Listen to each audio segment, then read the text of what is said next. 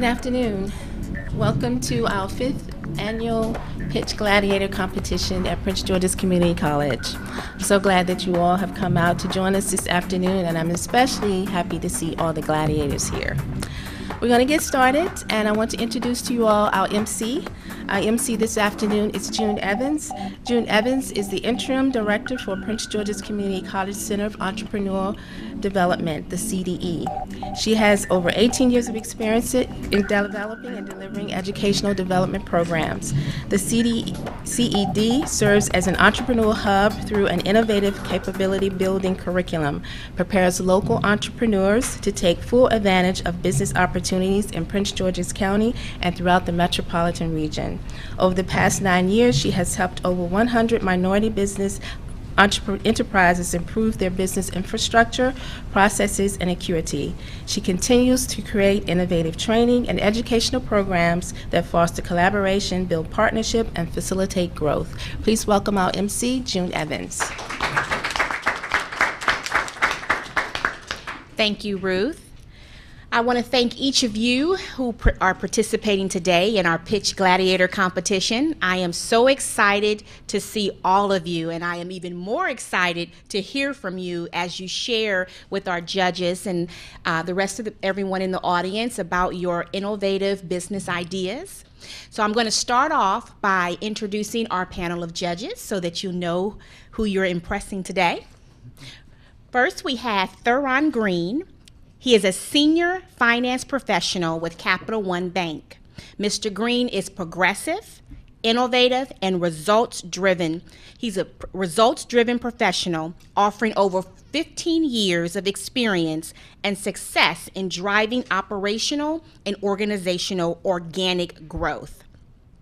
He has led turnaround efforts, optimizing risk, and championing a world-class customer service infrastructure. He has a valuable depth of leadership experience and is an astute negotiator and confident decision maker. And I must say that he is from the organization that is funding the Pitch Gladiator competition, Capital One. So thank you, Mr. Green. Next we have, and he needs no introduction, and many of you probably have already know him, is Professor DERK MATTOCKS. He is an adjunct professor at Prince George's Community College. He's an entrepreneur and a licensed and certified advanced professional business coach. He has over 30 years of business and executive leadership and level coaching and operations experience in the private and public sector.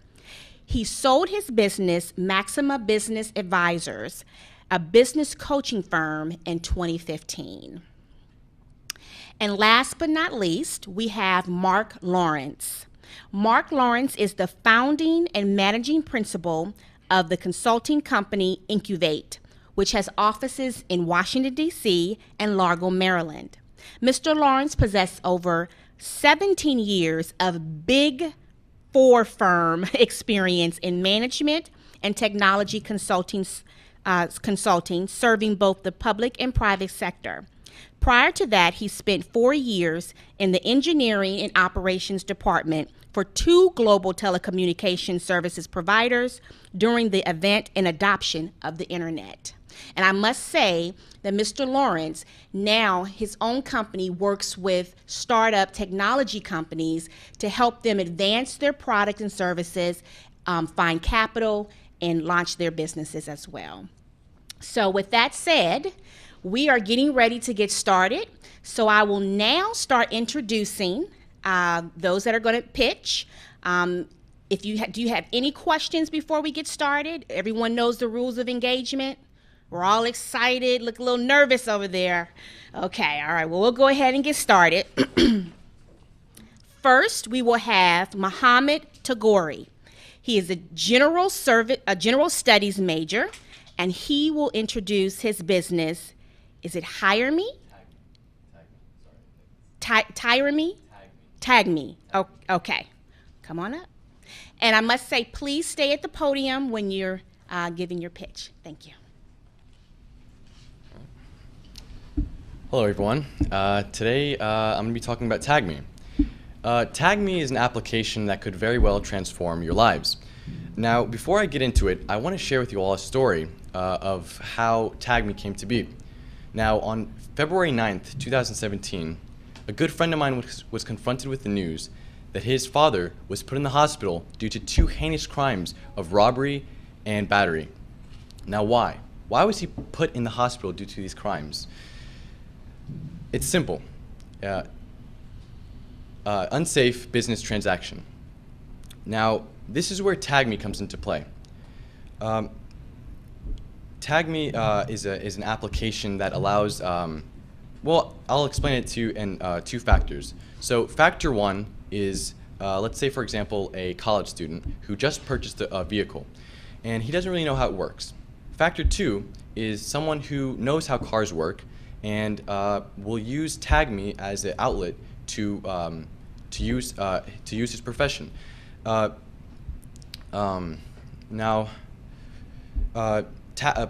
1 would post up onto Tag Me and request someone who could fix the engine. Factor 2 would be someone who is not quite experienced but not professional. They would use the app to connect Factor 1 and 2 to help the Factor 1 use to get his vehicle fixed.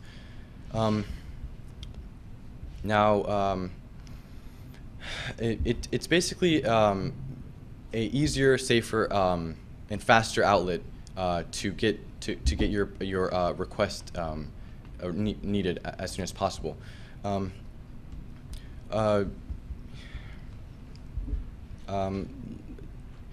So let's say, for example, that you cannot afford to go to get a professionally done. You can't go to a professional auto service to get your vehicle fixed. So you would go to Tag Me and request someone to get the vehicle fixed for you.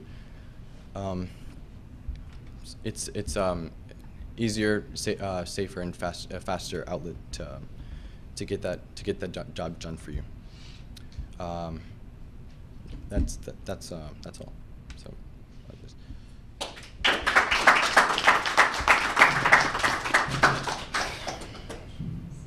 So we still have time for questions, am I correct? So does any of the judges or any of the audience have any questions? How do you propose to monetize it in terms of? Well, like other apps such as a Lyft or Uber, they have a middleman. So basically, the person who's using the app would pay their fee, and the person who is doing the service would have a collection of that as well, and then the Tag Me, Tag Me would have another collection of that fee as well. So is it going to be a native application, or is it going to run on like an existing platform? No, it's going to be a native one. Basically, just it's a startup idea that it's native. Yeah.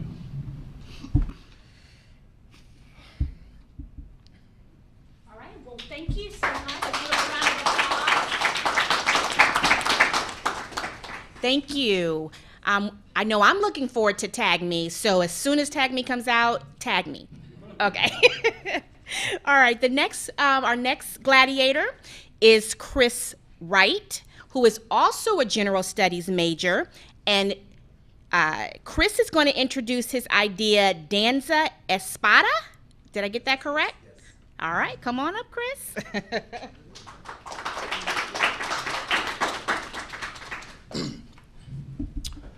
Hello, everyone. I'm Chris Wright, founder and CEO of Danza Espada. My product is a fashion label that will produce clothing for males, because the male clothing industry has been growing consecutively for years at a 7% average. It is expected to be 40 billion by the time 2020. Well, our audience is males aged 14 to 35 that are fashion conscious and like to use social media such as Instagram, Snapchat, and Facebook. That audience specifically in Prince George's County, which I'll be focusing first, is around 1.4 million. Our main focus is to produce the clothing and have it in a fashion line and post through Instagram, Snapchat, and other social media platforms, and have a website. From there, we will sell, first off, jackets, because the investment first for $5,000, which comes from this program, will go towards that. For the materials, we will sell those jackets at price $90. Originally, it will cost us around $30 to manufacture each jacket, and we did a 200% markup just so we can have enough profit to invest back in the business. This investment will allow me to focus the money that I will spend on tuition back into the business so I can start this lineup before the next fall comes around. Thank you. Back to your cost of goods. Yes. Do you have factor in sort of supply chain, sort of things like delivery, packaging and all that? How are you going to handle that? I've also factored in delivery originally. That's where the $30 for each jacket comes in. I've divided up the cost for the material for each jacket, the delivery costs, and the amount of time I would need into each jacket. Okay, so that's including the $30? Yes. Okay.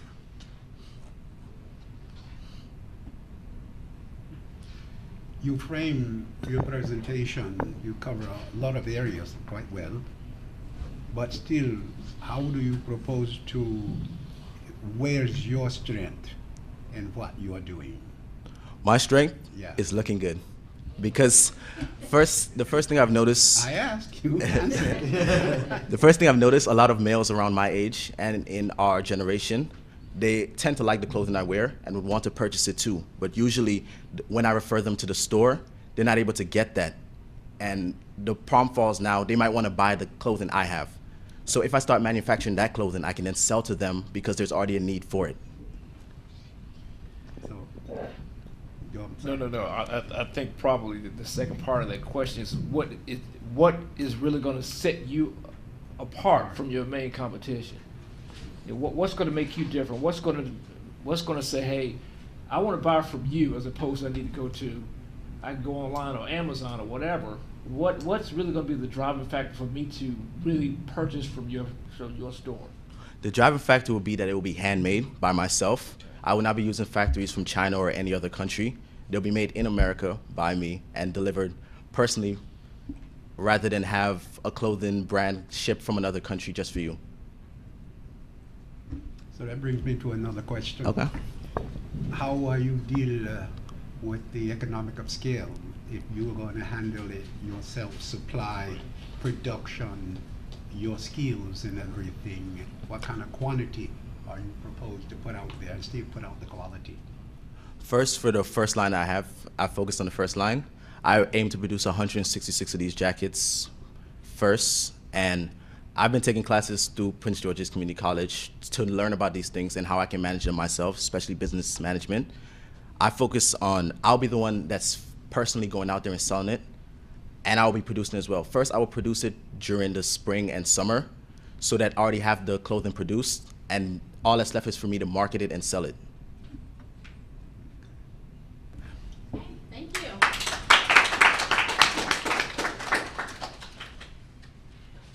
Thank you, Chris. I can tell you do look sharp, so you are your best advocate, so great there.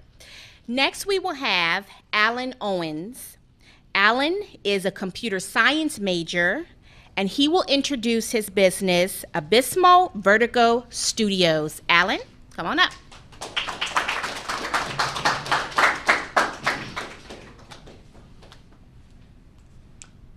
Hello, ladies and gentlemen. My name is Alan Owens, founder and CEO of ABYSSAL VERTIGO Studios. ABYSSAL VERTIGO Studios is a gaming developmental studio based around the industry's problems that I've been having with them over the past 8 or 9 years.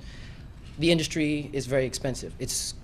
Games are too costly, games are too inflexible. They lack the experiences that some generations, such as my own, such as millennials, really need to get a grip on, such as prejudices, misjudgments, other type of discrepancies that really go unnoticed in day-to-day life. What my studio aims to do is to make games in which these prejudices are, what's the best way to say taken care of? Exactly. We're going to take care of these problems. We're going to make sure these games are flexible. We're going to make sure these games are low cost. We're going to make sure these are affordable. Our target is the average college student, preferably the IT major. Because we market to the PC, we are going to make sure that the people who are most likely to play these games would be the people who are most likely to use the technology around where the games are made. Now, our games are produced as a suite. There is a client. A client is much like a dashboard.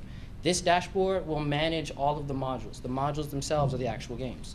Think of an application that lets you buy individual parts of Microsoft Office, for example. You can buy Office, but you don't have to buy PowerPoint or Excel. Or you can buy Excel and PowerPoint, but you don't have to buy Office. This is how the client works. Each game or module, for example, will be priced at $9.99.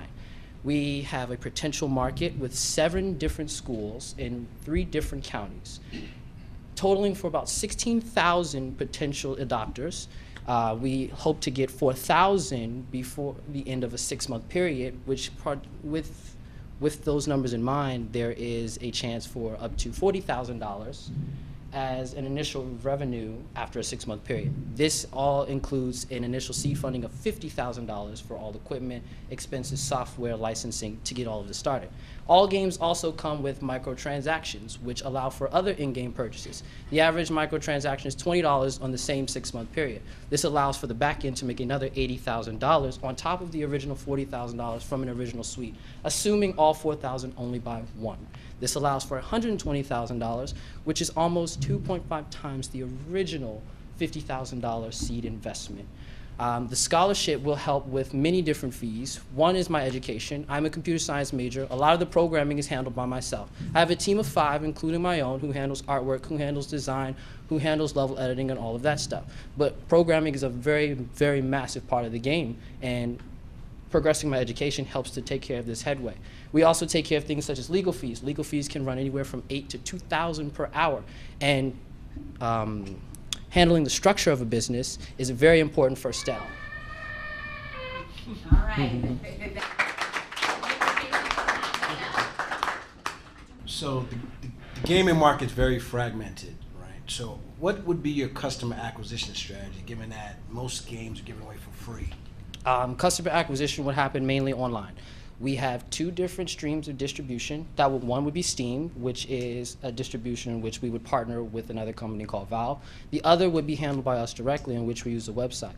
Since we're opting for the PC, most of our distribution and reaching our market will come from social media. It'll come from us directly. Because we are in school and we are targeting the general undergrad IT student, we have a direct line to our market by being in school. As a computer science major, I sit and I learn alongside the people who would buy this game every day. Most of my team members are also people within this demographic. And most of the schools that we have chosen specifically cater to the gaming culture so that we can find our market more easily. I understand your precision and your pointing and your benefits, but gaming is a habit and often addictive when you learn it. Your strategy mentioned biting into a market share of global and strong companies that are already out there. You are thinking of that same strategy, is how to buy as a beginning company to reach in and jerk out a portion of that market share, is what you were saying. I understand the strategy when you answered. Was it your question? Yes. So you see that as being sufficient to reach into that gaming market share and bite out a portion, and if so, what percentage do you think will get you started, help sustain you? So you're asking the percentage of the market that would help sustain my business? Yes. Okay, so to break the numbers down, 155 million Americans play video games on average.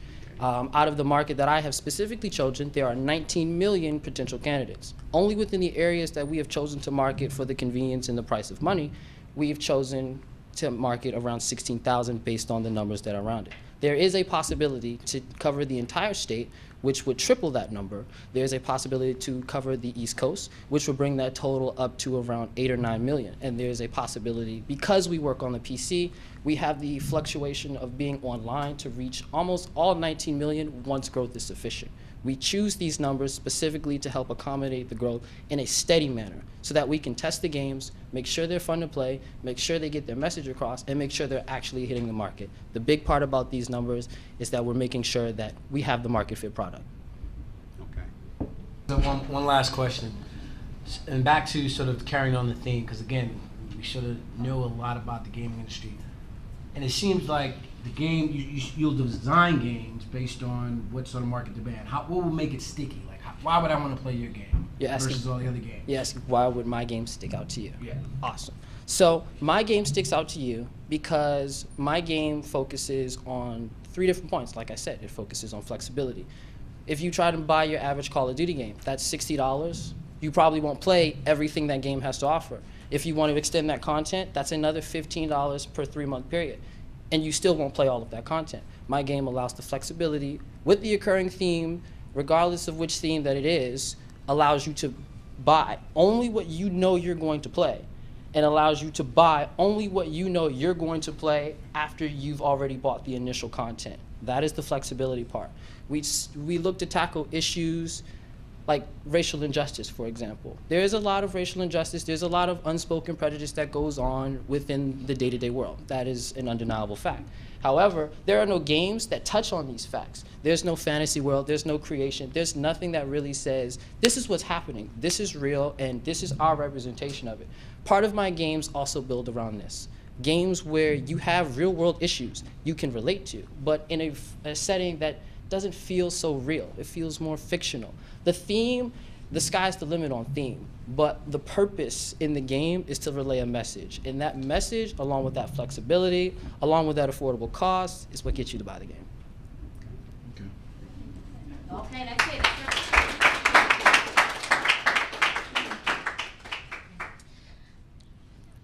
Thank you, Alan, for that innovative idea that we're all waiting to be a part of, even though I'm not a millennial, but still, I'll make sure I'll share it with my kids. Okay.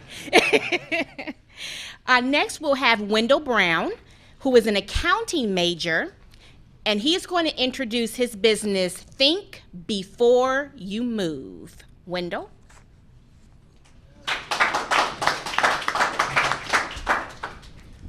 First off, I'd like to say I really appreciate everybody for giving me the opportunity to come out and speak to you today.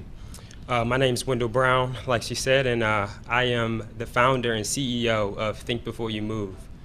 Think Before You Move is a chess mentoring program aimed or geared to inner city youth of the metropolitan area. Our goal is to improve the decision making of our youth in order to help them make better decisions.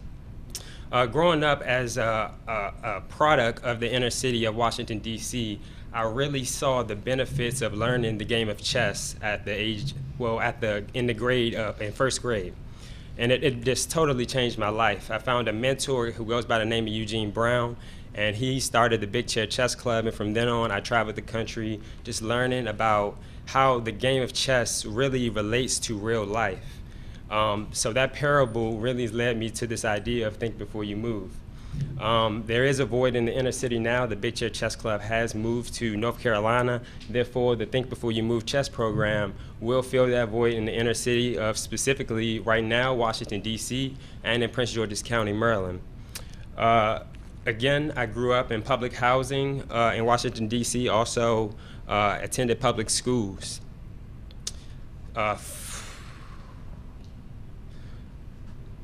So basically, the game of chess has taught me how to think before you move. So pretty much, installing our chess curriculum in the inner city of Washington, D.C. and in Prince George's County will allow us to give back to the community. It allow us to change the next generation to come. Approximately, there are 131 public schools in Washington, D.C., and it's an additional 211 public schools in the state of in Prince George's County alone. combined, there's a total of about 200,000 kids, 50,000 in Washington, D.C., and it's also an additional 130,000 in the state of, in Prince George's County. So what we're going to do is we're going to implement our chess curriculum in these schools. The plan is to, the first year, take at least 10% of this market share in the Washington, D.C. and Prince George's County area, which will allow us to touch about roughly 34, 35 public schools. This is, again, it's not including private schools. With those 35 schools that we'll be able to impact, I would like to, with the investment, because we have very low startup costs, but we would like to donate chessboards to these schools that we go to, so the students can continue learning and practicing while we're away, and they don't actually have our chess mentoring instruction. Okay, all right, time is up, but we're gonna have time for questions, which may allow you to expand on what you had to say. So, judges? Of course, since I'm a banker and finance person, you know, the first thing that we want to know is how do you really plan on making any money? Yes, sir. Well, the money portion is to go into schools. I do have a team of educators that's already in the public school system of Washington, D.C. and also Prince George's County. And the word is pretty much we have to create a curriculum tailored to what the public school actually receives funding for. The classes will run about $100 to $150 per session, which lasts about an hour. Maximum 15, 20 students. And we plan to go into these schools fall and spring. We want to do a chess program in the fall and the spring. But given though during the fall session or a spring session it'd be roughly about 12 to 16 weeks. From there, we'll just take a small percentage of the teachers that we do have on staff, which would be about 15% of what we would make off of that semester, and we would just invest the rest back into the business so we can make sure that our chess instructors are paid very well. All right, so are you aware of any other sort of competing programs such as Bum Rush the Boards, which is a DC-based program? And if so, or if not, what are the 1 or 2 keys to your success for your idea? Yes, sir. I have heard of Bum Rush the Boards. I actually won the tournament before. So we do have competitors, but the thing about our competitors is they're restricted to a certain amount of time that they have. An advantage that we have is, again, we've already built a platform from my mentor. Again, Mr. Eugene Brown, he has a website, the Big Chair Chess Club website. So we plan on taking his platform and also his movie and his book that he came out with, Life of a King and Pawns to Kings. And we plan on marketing that just across the country, well, across the school system that we're currently targeting now, and then expanding that idea. How will the fund, if you win the scholarship? I'm sorry, sir, say that again? The scholarship, how will it help you? Well, it will help me. It will reduce my expenses for attending school, of course, but I come out of pocket to pay my tuition. So the income that I would get from the program will allow me to continue my education with school, but it also will free up the funds that allow me to put more into my program. Do you have any more questions? All right, thank you, Wendell.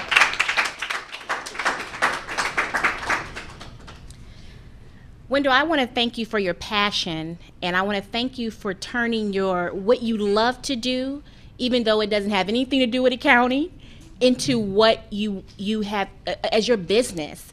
And that's what I think will be a great takeaway for us today. Each of you have demonstrated a sense of passion thus far about your business, and that's what it takes to grow and succeed, because it's never easy. So you have to pull from that passion to get through the tough times. So Wendell, I want to thank you for that.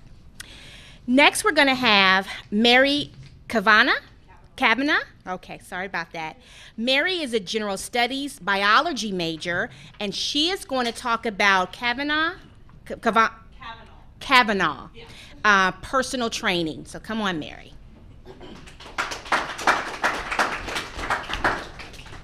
Hello, my name is Mary Kavanaugh, and my business is called Kavanaugh Personal Training. In today's world, there's many problems with people suffering from chronic illnesses, high cholesterol, high blood pressure, obesity, and body image issues. I want to help people to become healthier in their everyday lives, to become active, and increase the longevity of their lives. So the problem is worldwide, because food industries always are selling so much processed foods with so much additives in them that they are really declining our health. The solution to this problem is I want to educate as many people as possible. I want to teach them that the food that they are eating is very bad, but they don't have to restrict themselves in order to be healthier. Like, they shouldn't think of it as a restriction in order to be a diet.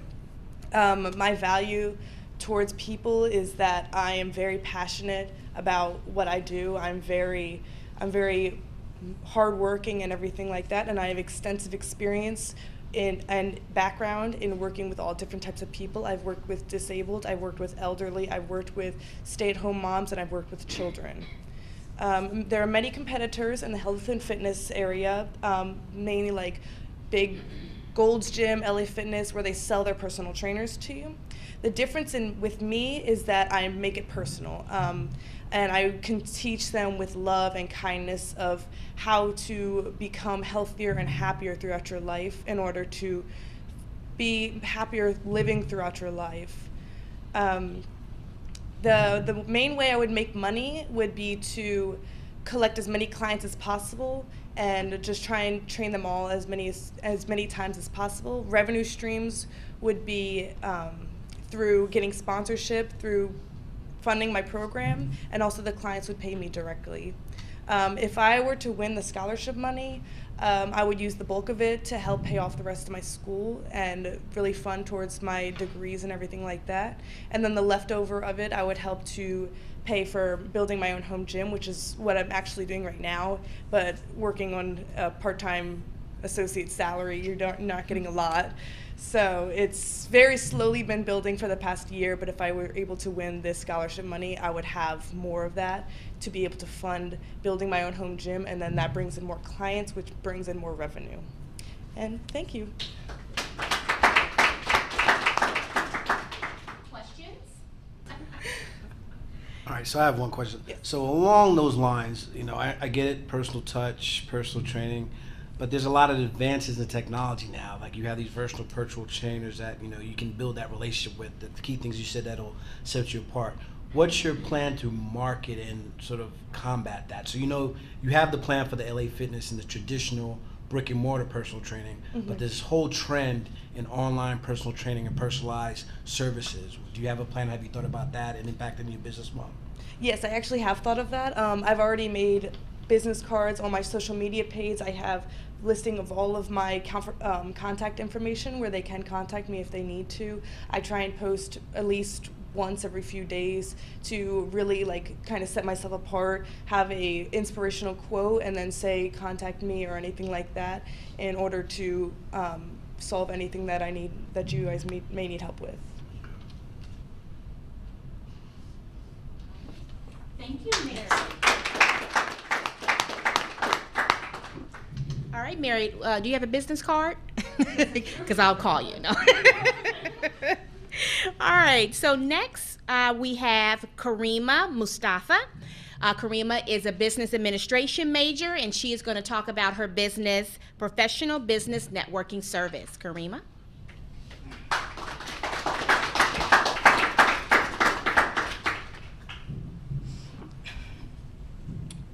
Good afternoon, everyone. My name is Karima Mustafa, and I am the founder and CEO of Forward, the newest social networking and freelance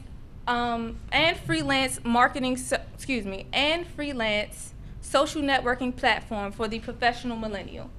In 2015, my cousin and I launched a t-shirt line in order to honor the memory of my aunt who passed away from breast cancer.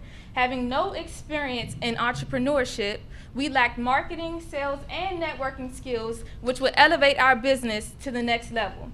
According to the Economic Innovation Group, 62% of millennials have considered starting their own business. However, millennials are on track to being the least entrepreneurial generation in history.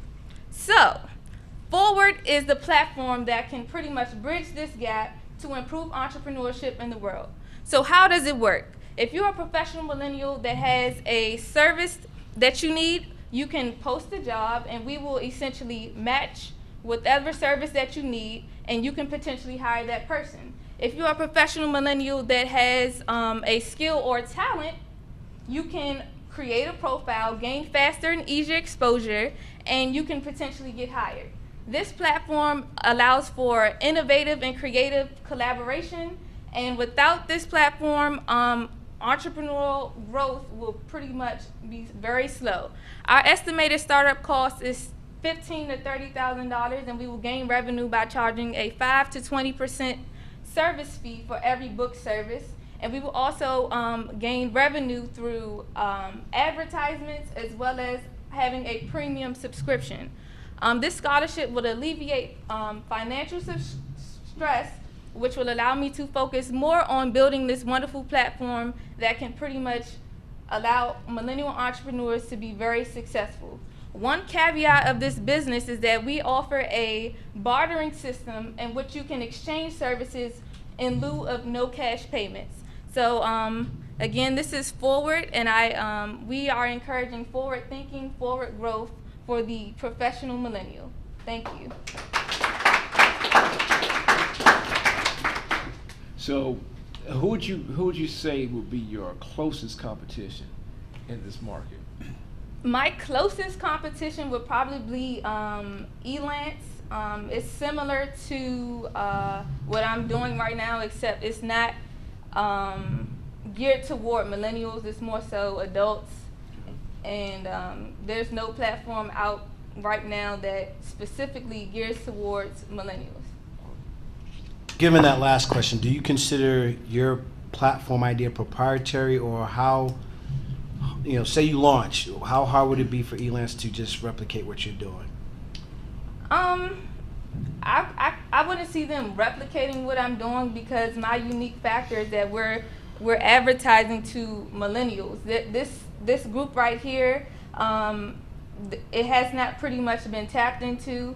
And like I said, my unique factor is that we offer the bartering system that trades services in lieu of no cash payment. So that right there is a unique factor that would allow us to be more successful. Okay.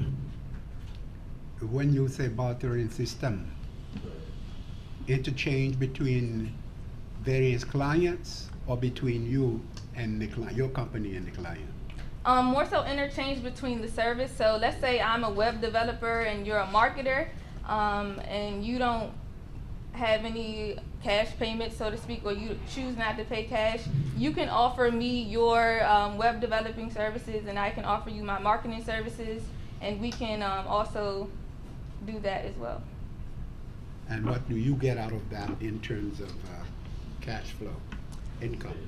As far as cash flow, I'm sorry, I didn't mean to say, in terms of, if I am part of your network, and Mark and I trade barter services, what do you get out of that?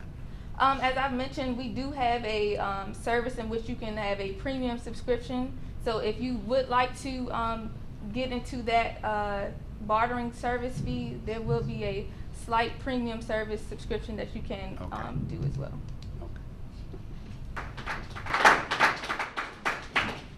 Thank you, Karima. And I just want to add some food for thought for that. I think you guys may want to barter with each other to make your businesses stronger. So once you start there. All right, so next we will have Olu Adele. He is a business administration major, and he is going to share with us his idea of Creative Club. Okay, come on.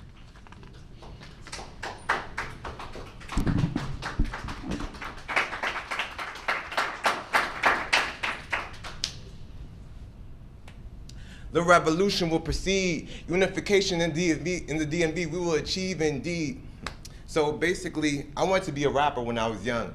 But after seeing what most rappers lacked, I now came up with the idea known as the Creative Club. The Creative Club is the platform that provides, let's say, a push or an exposure for most underground and upcoming artists. I mean, how many people do you actually see that actually blow up from the DMV area? Not that many. So that becomes a problem for most creative entrepreneurs, or let's say creatives. So I now am that push, that exposure that helps most creative entrepreneurs get that exposure or expansion that they need. In terms of my demographic is basically ages 18 to 25 years of age. And we work with any races. You could be black, white, Spanish, anything, you know, come with us. And now, in terms of our marketing, we plan on doing our foot traffic in the DC and Maryland area. But in terms of Baltimore and Virginia, those are our outliers. But basically, because we're booking artists from those areas, and then also we plan, our social media campaigns can easily gain those audiences. Now, competition. I'd rather not glorify my competition by giving them your names, but I will say this. What will separate me from my competition is that I am investing into my community, and I'm picking that local celebrity, that local talent that has a following. Number two, as creatives, you now have a network of creatives that you can easily access and now gain and collaborate with in order to expand. Number three, there's not that many events in the DC area that actually is from 18 to 20. There's mostly events from 21 and up. So now that margin is now for me, and I can gain more revenue. Now, in terms of my numbers, the event costs $4,000 in order to do, $1,500 for the event in terms of the venue, $2,500 for the DJ and performing acts. So you're now looking at an annual expense of, let's say, $16,000 if I do this 4 times a year. Now, my venue has a capacity of $500. I plan on taxing $20 from each ticket. So you're now looking at, let's say, a revenue of $10,000 per event, and if it's per year, it's now $40,000. So $40,000 for revenue, $40,000 for revenue, $16,000 for expense, and $24,000 for profit. So now, what makes my business stand? The events industry never has a bad time. Even in the booms and the bads of the economy, we still flourish. And 36% of the population of DC is basically millennials. So basically, my well is right there ready for me to access it. Now, what I believe will make this scholarship a blessing for me is that not only would it feed me, help me, but I will help the small businesses, those creative entrepreneurs that need that help and that push. Thank you.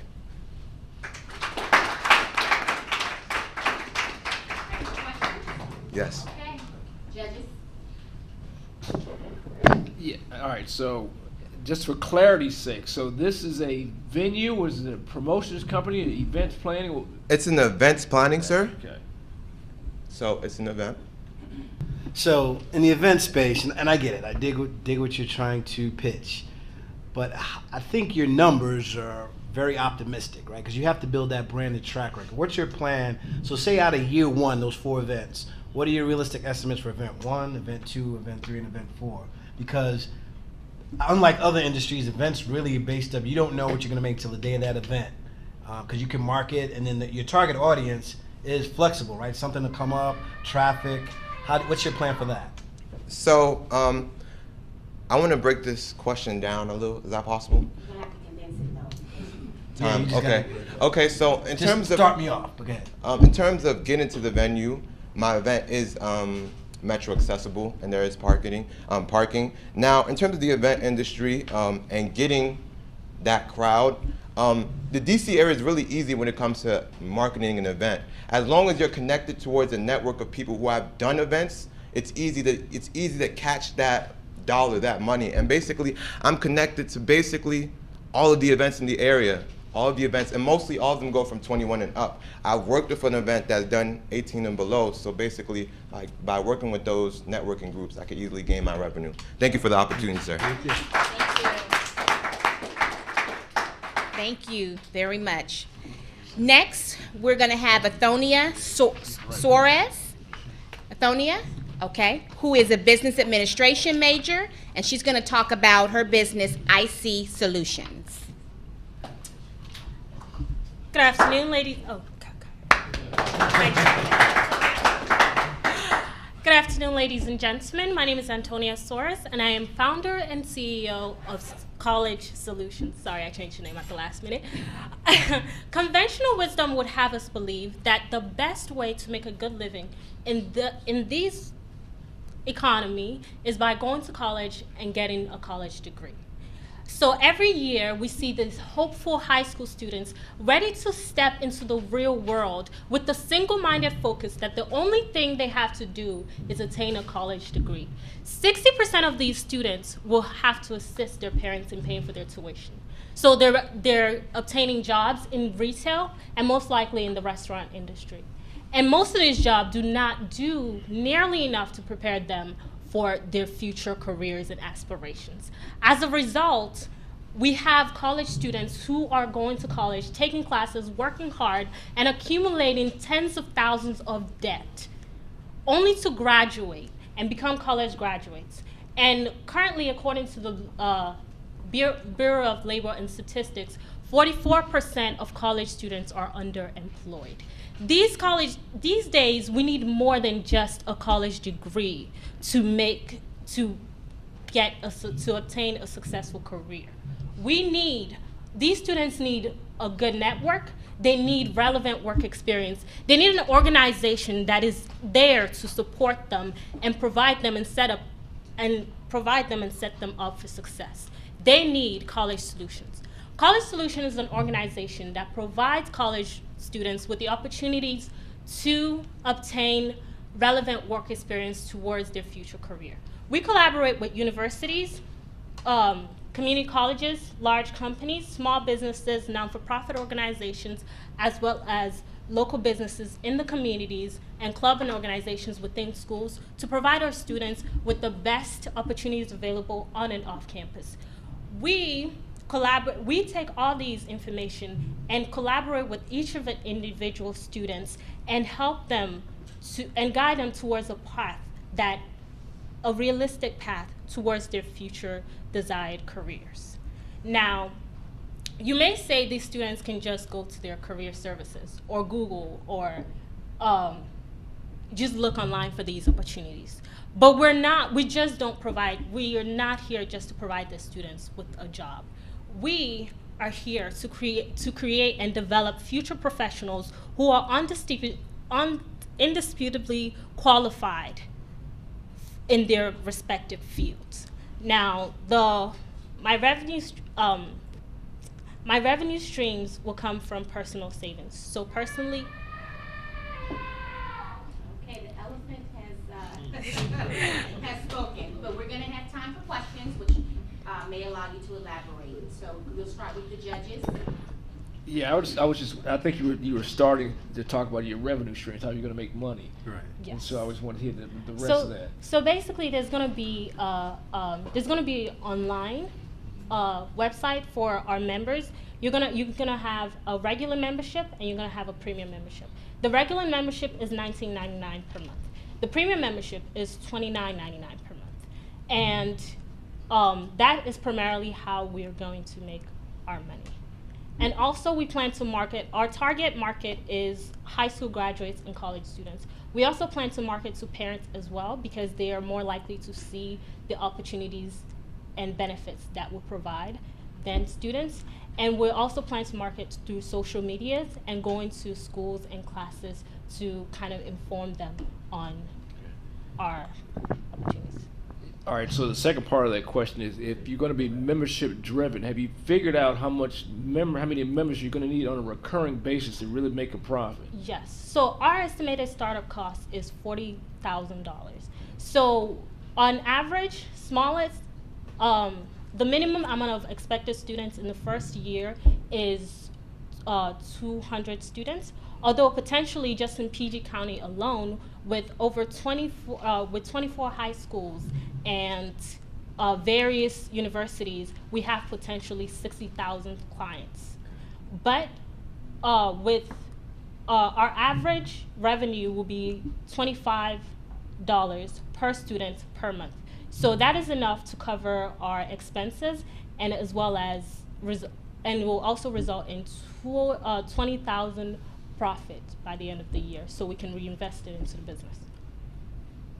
Yes. So the universities and colleges are your strategic partners. They're not really your competitors. No, they're our strategic partners. And in that sense, you're looking at still go in debt and go to college, you just see a fitting of enhancing what they do and Yes. make them more palatable for the market, for the employment arena. Is that correct? Yes. Okay. So the online aspect just provides you with real-time and up-to-date opportunities based on the things that you provided for us, based on the information that you provided for us. But initially, on the first day that you sign up, you're required to meet with a career advisor. So we're aware of your goals, the things you need, and we're constantly updating you. And as part of our members, you have to constantly come back in and check in with us. And so we can give you ideas on areas of where you can improve and more, as well as more opportunities. That's premium. That's premium. And for regular members, when you are required to do those things, but when you do, you just pay a small additional fee. Sorry about that. I was going to try to give you a question since we talked last time. But thank you so much.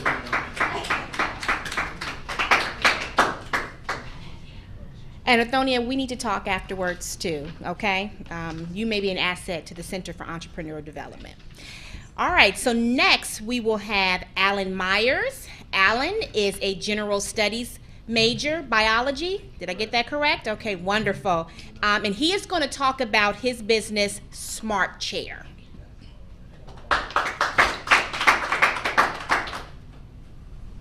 Hey everybody, I'd like to thank you guys for offering us this opportunity. And my name is Alan Myers. I am the CEO and founder of the Smart Chair. So like everybody, I have a grandpa, but my grandpa has a bad back. And it's not because he has arthritis or some disease of the back. He just could have done a little bit of preventative maintenance on his back when he was younger. So that's where the Smart Chair comes in. That's a little bit of preventative maintenance. I'm gonna get you guys excited to sit down. So the Smart Chair has sensors, biosensors in the back. It's in the top, middle, and bottom, biological terms, cervical, thoracic, and lumbar. That's where the points are for the back where you sit down. So what it is it's physically the chair, and you can tell how you're sitting, your posture, from the app and the website. So to start up, it costs $200,000. That's including hardware development, software development, storage, and shipping. It sounds like a lot to start up, but once that initial software and hardware development's done, that's not a reoccurring price, which is really cool. So from there, my target market is males and females ages 20 to 65. That's people who work. Those are people who sit down 7 out of the 8 hours a day that they're working. They don't know what their posture is. They could be doing a lot of damage to themselves in the long run. The way I plan on generating revenue is by making contracts with businesses, small and large, as well as government contracts.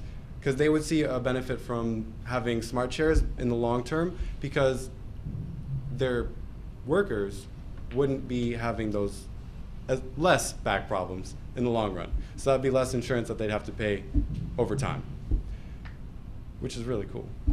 I don't plan on selling it in Walmarts. I plan on the contract for now. After some R&D, we might get a little bit of a thing going on with Walmart, but for now it's going to be contracts. I'm Alan Myers. That's a Smart Chair. Thank you. Ready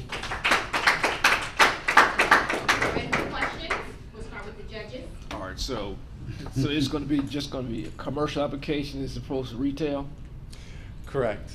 Okay. For the beginning, I was planning on some, after startup, later on down the line, it would be possible to have something that attaches to the chairs you already have, and then looking at that from an app.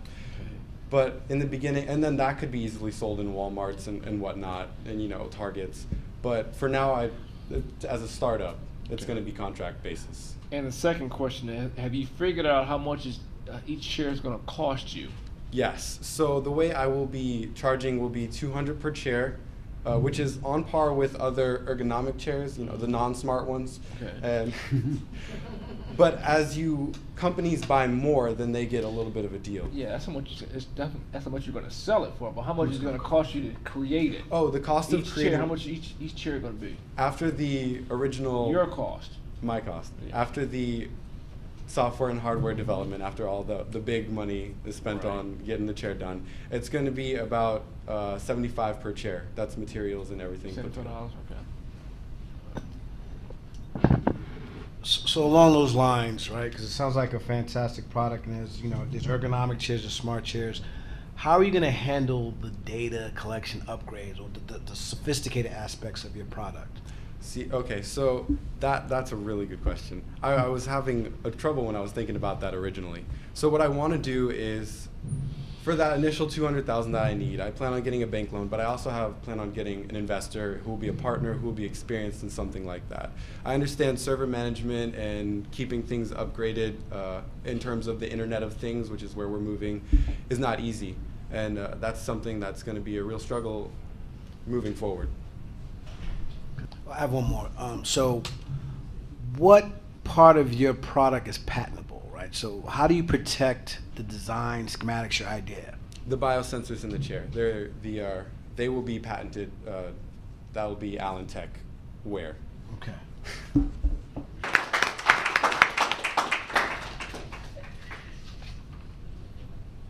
I tell you, this must be the Amazon store, because I get a little bit of everything from each of you. I can just buy a little bit of everything.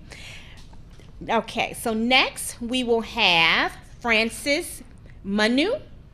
Did I get that correct? Munu.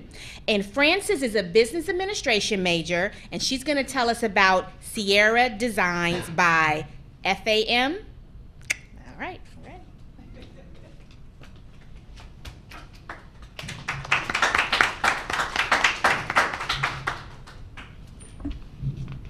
Our distinguished guest, our distinguished judges, a beautiful MC, my fellow competitors, and everyone else present, I say a pleasant good afternoon to you all. I am called Frances Adamamunu, an international student from Sierra Leone, West Africa. First of all, before going further, I'd like to thank the organizers of this event, because I am the only international student among all the other competitors. Growing up in Sierra Leone, I saw a lot of children suffer and unable to get basic needs and even education. When I came here, I also noticed that the underrepresentation of foreign attires, especially the African attires, African clothing and accessories. And because I saw a lot of children suffer, I made it a point of duty to always try to help in any way I could. Now, because of these two reasons, as a business administration major, I decided to create a business called Sierra Designs by FAM, which would not only provide customers with African attires, but will also help sponsor my foundation to help kids in Africa. Now, Sierra Designs would provide customers with beautiful handmade African attires, clothing, and accessories. I mean, just by walking here today, my fellow competitor, Karima, was like, "Oh, you look nice." And she asked me if she could, I asked her, "You could buy it?" She said, "Yes." So I know, and I have faith in my products. I know they would sell. Because over the past year, I noticed a lot of people wearing dashiki. Now, the dashiki is an African top originally from West Africa. Even celebrities are wearing it, Chris Brown, Rihanna. So I try to ask people why they weren't really wearing it. It was because they were unavailable, and wherever they were available, they were very expensive.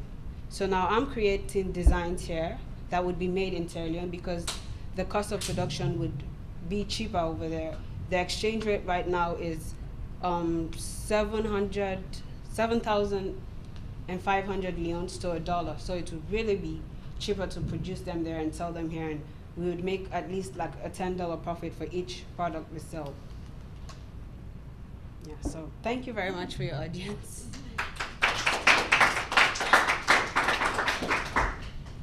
Judges? Do you have any questions? Would you, I suppose there is no there's competition, but Yes. because of the price structure, Exactly. it would be less challenging for you to bite into the market, get a larger scale in the market. Yeah, well, like I said, I asked some of my friends why they weren't wearing it. It was because they were not available, or where they were available, they're really expensive. Right. So now, as a Sierra Leonean, I know how to go about places in Sierra Leone, and the exchange rate currently is 7,500 leones to $1.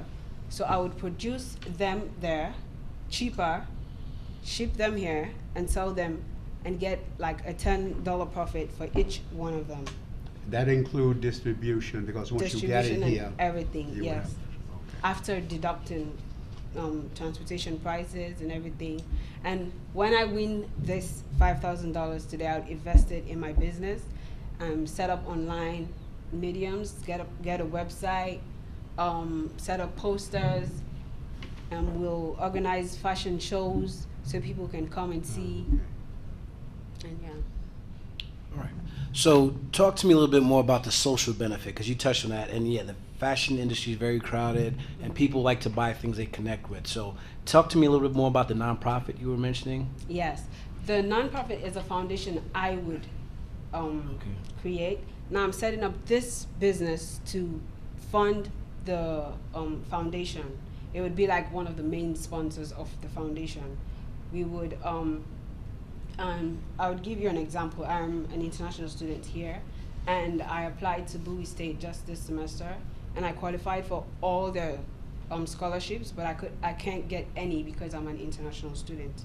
So my when I create my designs and make profit, part of the money would go to helping international students who have no aid here, that are doing really well and deserve, just as a means to help them, and also to help children in Africa, especially in my country, to provide basic needs like food, clothing, shelter, and those things, yeah. So just one more clarifying. So Yes. I guess that's the bigger vision. So this is just the means. The end is the impact within your community, like international students such as yourself, and impacting your home country, correct? Okay. Thank you. Thank you.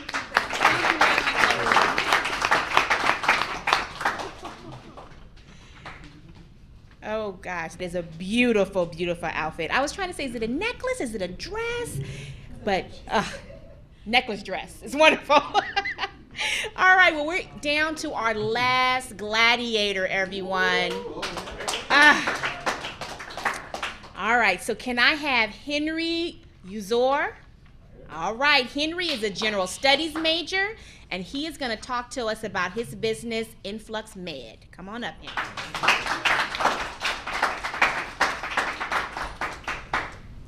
Hello, everyone. Before I jump into my presentation, I just want to thank you all for allowing me to come up and talk about my business today. My name is Henry Uzor, and I'm the founder of Influx Med. We're a cloud-based company that's looking to reduce patient wait time within doctor's offices. So 2 months ago, I went in for a routine doctor's checkup, and from the time that I signed in to the time that I actually got to sit down with a physician was about 45 minutes. Now, in today's society, this is a long wait time, wouldn't you agree? So keep calm. The wait is almost over. My company plans to reduce this wait time to 30 minutes or less by using the cloud to automate certain parts of patient information that would routinely take receptionists time to process. For example, patient insurance information, medical billing on patients, and like verifying patient information. And in doing so, we can drastically reduce patient wait time within doctors' offices. Now, my company offers our clients 2 services, which are cloud implementation and cloud training. Currently, there are over 15,000 primary healthcare physicians that are within the DMV area. I plan on targeting this audience by using social media platforms such as LinkedIn, as well as Twitter, to engage our clients. I also plan on attending health-related networking events that are within the DMV area to further set up connections with our clients. My company plans to generate revenue by charging our clients an annual flat rate of $6,000 just for use of our cloud platform. I'm currently looking for a $40,000 investment in my company, and this will cover our expenses for our first year, which are cloud maintenance, employee wages, and licensing fees. I predict that by the end of our first year, we should have no less than 15 clients on our platform, and this will make our annual gross income to be $90,000 plus. if we subtract expenses from this total, I predict that our income should be $50,000 plus. In closing, I'd like to thank the Capital One family and the HILLMAN family for throwing this event and allowing us to come up and pitch our ideas and potentially win scholarship money. If I win this competition, I plan to, if I win this competition, it will help me greatly towards my goal of graduating college debt-free. So with that being said, I'd like to end this pitch with my company slogan, keep calm, the wait is almost over. Thank you.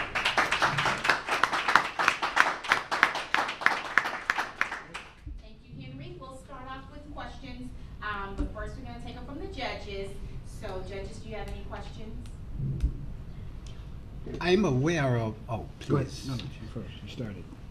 I was trying to think of the name of a company that does something similar to what? Are you aware of someone out there who does this? There are companies that do this type of business.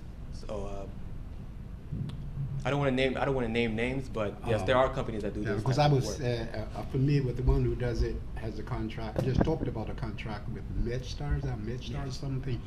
So do you know your competition that well that you will want to invest in something like that from a small business perspective? Yeah, I'm aware of our competition. Okay. And what sets us apart from our competition is that we plan to implement our clients onto our platform for free, which is not ubiquitous with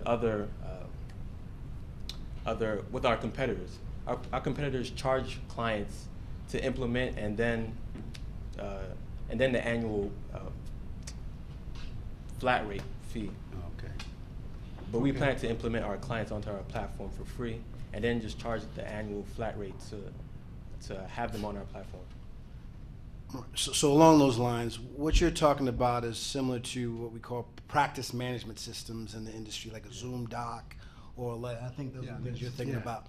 So how do you see yourself playing, because one, the security concerns of collecting patient data before they get there, and then two, the cloud. You talk about the cloud, and there's numerous clouds. What type of cloud platform? Can you talk a little bit more about the technology?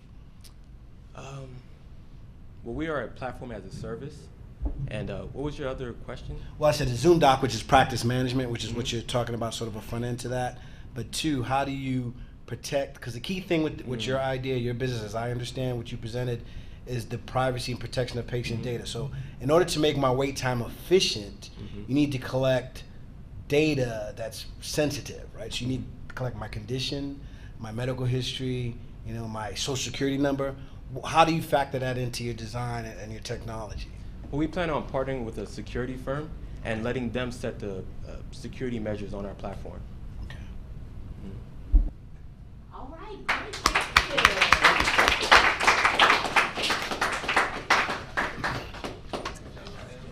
All right, everyone, phenomenal job. Each of you did a phenomenal job, and I want to thank you for sharing your wonderful ideas with us. I want to thank our judges for your questions and pulling out what needs to be, pulled out so that they can challenge them, their thinking, and taking it to the next level. So now we will take a break, and our judges will deliberate, and we will resume back, and we will have some door prizes as well as the presentation of awards.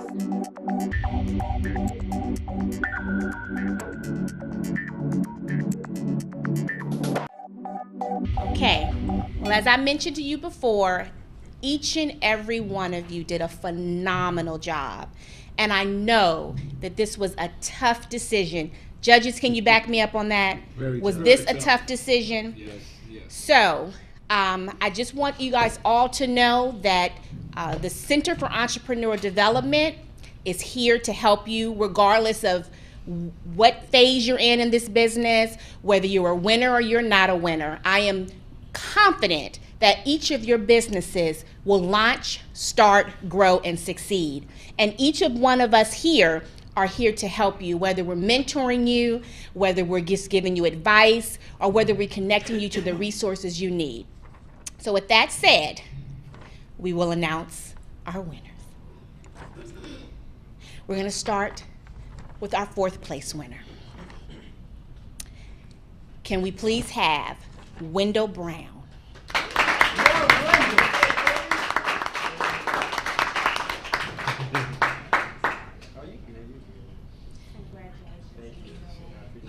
Wendell, we're so proud of you, and we can't wait for Think Before You're Moved to be in every school system across the country, okay? Thank you. Next, we have our 3rd place winner. Can I have Mary Kavanaugh?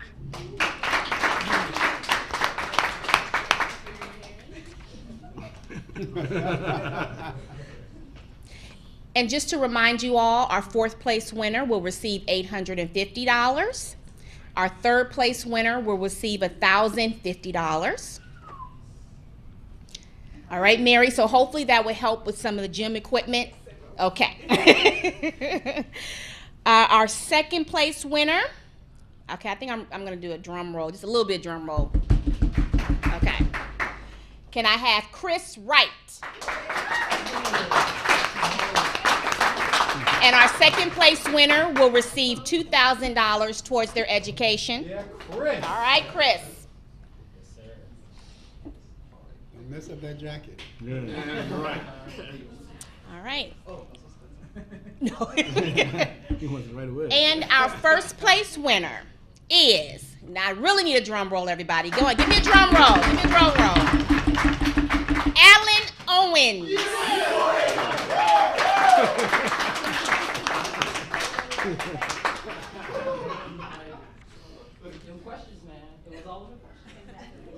Do you want to say, we'll let Alan say a few words. Come on, Alan, say a few words.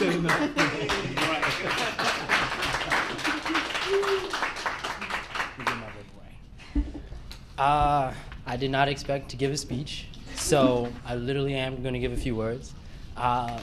I could not be happier with the competition. I love asking questions. I love the ideas. I love what's going on in people's lives. Connecting with other entrepreneurs is pretty much the only reason why I really wanted to be here. It really is nice to see one business talk about chairs, another talking about connections, another talking about fashion. Literally like 10 minutes ago, I just said I could probably work with everyone in the room on something because I find everyone's business is necessary, including my own, and I'm pretty sure we're all gonna be successful. It's just a matter of how long is it gonna take before we all start working together.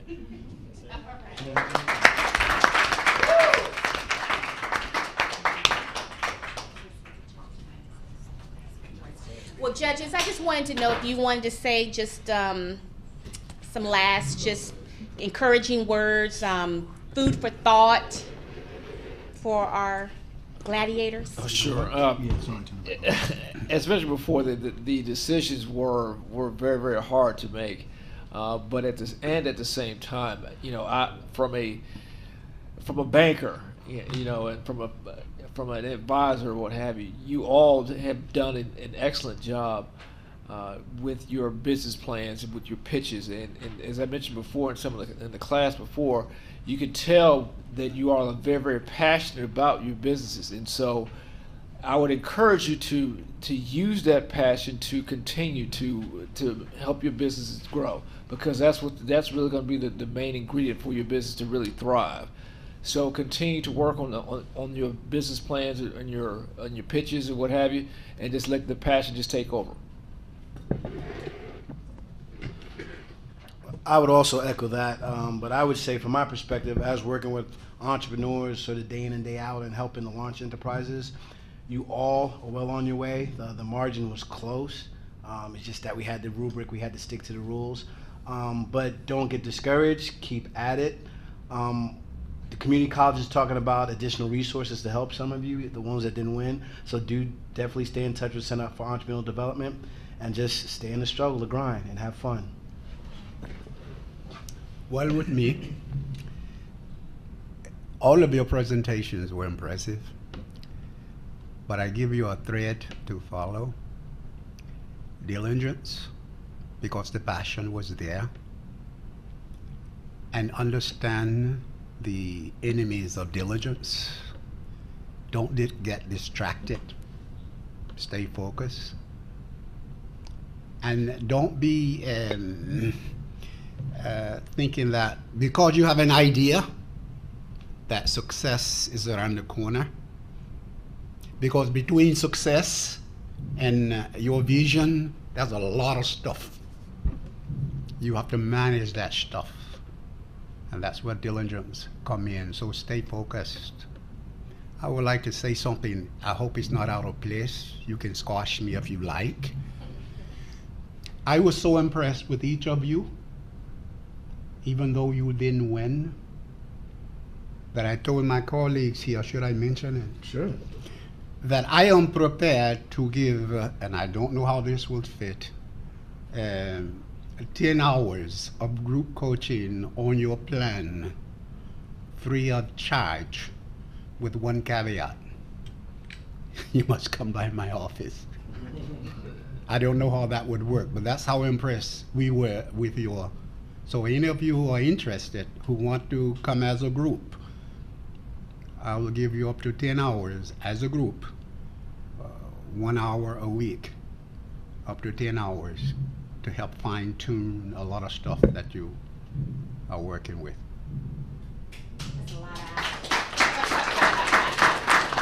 Thank you.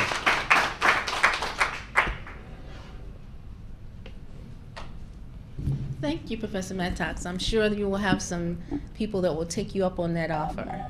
Thank you. So this pretty much ends our program. I do want us to take a group picture though. So for the judges would come up and maybe we'll have them seated in the 3 chairs and then we'll all stand behind the judges. Okay.